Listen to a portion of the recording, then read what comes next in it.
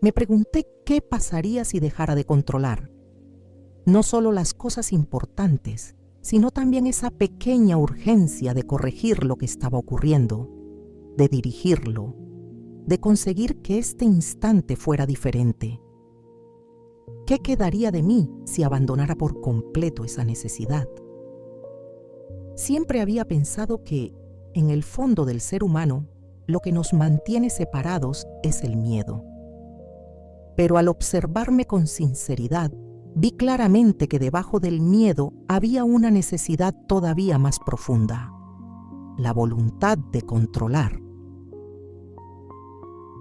El miedo aparecía cuando sentía que estaba perdiendo el control, o cuando la vida me mostraba que en realidad nunca lo había tenido y, aún así, yo seguía deseándolo.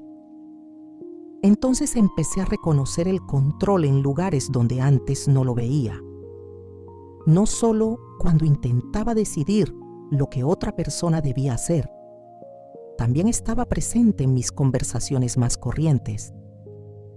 Quería que me entendieran, que estuvieran de acuerdo conmigo, que me escucharan de verdad, que no pensaran mal de mí.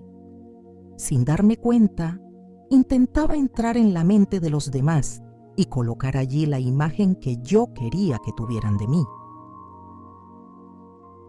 El control no siempre se presenta como dominio o poder. A veces es tan sutil que parece una necesidad razonable. Es esa tensión interior con la que trato de modificar lo que ya está sucediendo. Ese pequeño rechazo al momento, esa insistencia silenciosa en que esto no debería ser así. Y comencé a preguntarme si la libertad no consistía en conseguir finalmente que todo estuviera bajo mi control, sino en dejar de necesitarlo. Pero ver todo esto no significó que la necesidad de controlar desapareciera. Había comprendido cosas muy profundas sobre mí misma y, sin embargo, yo continuaba preguntándome qué me faltaba, qué debía comprender, sanar o alcanzar para sentirme verdaderamente libre. El problema no estaba en aquello que todavía no había comprendido, estaba en lo que aún me negaba a soltar. Mientras conservara la necesidad de controlar, una parte de mí seguiría cerrada. No importaba cuántas experiencias profundas hubiera tenido. La libertad no podía sentirse completa mientras yo continuara negociando con la vida. Esto sí, esto no. Esto puede suceder.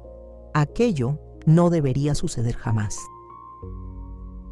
En mi cuerpo, esa necesidad se sentía como un puño cerrado en el vientre, una contracción casi permanente con la que intentaba contener la experiencia, defenderme de ella o empujarla en otra dirección.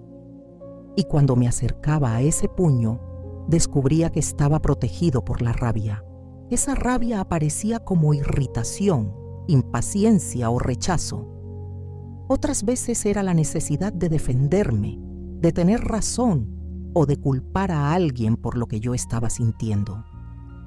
La rabia mantenía a los demás a cierta distancia y protegía aquello que yo no quería soltar. Otras formas menos visibles de control era esconderme en la tristeza, sentirme víctima de todo o endurecerme para no volver a sentirme vulnerable. Eran maneras diferentes de hacer lo mismo. Resistirme a una vida que no obedecía a mis planes. Necesitaba abrir ese puño, dejar de proteger mi necesidad de control y permitir que la vida fuera, por fin, algo que no tenía que obedecerme. Acercarme a esa rabia no fue sencillo. Había emociones en las que podía permanecer mucho tiempo, aunque me hicieran sufrir.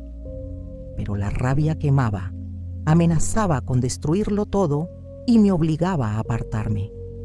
Por eso protegía tan bien mi necesidad de control. Conseguía que nadie se acercara demasiado, ni siquiera yo. Antes de llegar a la rabia aparecía el miedo. y el miedo casi siempre lograba detenerme. Cuando me sentía realmente asustada, lo único que quería era huir, distraerme o recuperar cuanto antes una sensación de seguridad. Pero alguna vez dejé de escapar y atravesé el miedo sin saber qué iba a encontrar. Debajo apareció la rabia y, más profundamente todavía, descubrí algo que no era exactamente una emoción, era un nudo. Lo sentía en la boca del estómago, como una contracción elemental que parecía decir: no voy a soltar, no permitiré que esto suceda. La vida tiene que ser como yo necesito que sea. Podía desaparecer el miedo, podía calmarse la rabia, incluso podía experimentar una claridad muy profunda, y sin embargo, aquel nudo continuaba allí. Era la resistencia más íntima, la parte de mí que todavía exigía conservar algún control. Intenté imaginar cómo sería vivir sin ese movimiento interior, sin tratar de controlar a los demás, mis pensamientos, mis emociones, ni la imagen que el mundo tenía de mí, sin intentar decidir de antemano lo que podía suceder y lo que no. La sola posibilidad me producía vértigo. Si dejaba de controlar, ¿quién cuidaría de mí? ¿Qué impediría que todo se derrumbara? ¿En qué podría apoyarme? Llegué a pensar que quizá necesitaba apartarme del mundo. Fantaseaba con retirarme, alejarme de las relaciones difíciles y encontrar algún lugar en el que nada pudiera perturbarme. Parecía una decisión espiritual, pero en mi caso seguía siendo control. Quería construir un refugio en el que la vida no pudiera sorprenderme. Quedarme escondida no resolvería nada. Tenía que levantarme y salir para permitir que aquello que había comprendido alcanzara mi manera de vivir. La transformación que necesitaba era aprender a vivir sin exigir que todo estuviera bajo mi control. Al acercarme a ese lugar sentía que algo esencial dentro de mí podía desaparecer. Era comprensible. Había aprendido muy pronto a relacionar el control con la supervivencia. Si conseguía anticiparme, agradar, defenderme o dirigir lo que sucedía, tal vez estaría a salvo. Aquella necesidad llevaba tantos años acompañándome que ya no parecía una conducta. Parecía ser yo. Por eso soltarla se sentía como perderme. Apareció la pregunta: ¿cómo dejo de controlar?